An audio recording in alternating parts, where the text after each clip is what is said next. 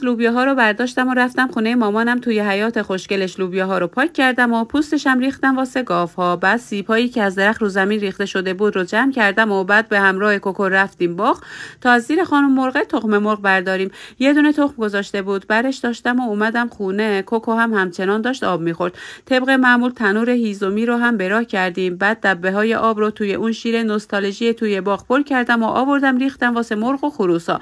بابام از باغ جنگلیش یه جعبه عسل خوشمزه آورده بود. مامانم هم داشت مرغ تنوریش رو براه می‌کرد. منم اومدم ایوان پر از گل‌های شمدونی رو جارو زدم. مرغ تنوری که پخت نهار خوردیم، لباسامون رو عوض کردیم و رفتیم پیش دختر خاله. با دختر خاله سلام و احوالپرسی کردیم. مامانم هم طبق معمول با سر و سوغات رفته بود. دختر خاله چای‌های خوش رنگش رو براه کرد. چایی رو که خوردیم رفتیم حیاط، چند تا عکس یادگاری انداختیم. بعد با هم دیگه خداحافظی کردیم و از اونجا پریدیم پارچه فروشی. اینجا روستاست. خوشحال میشم مهمون پیجم باشی و با دیدن استوری هام حال دلت خوب شه.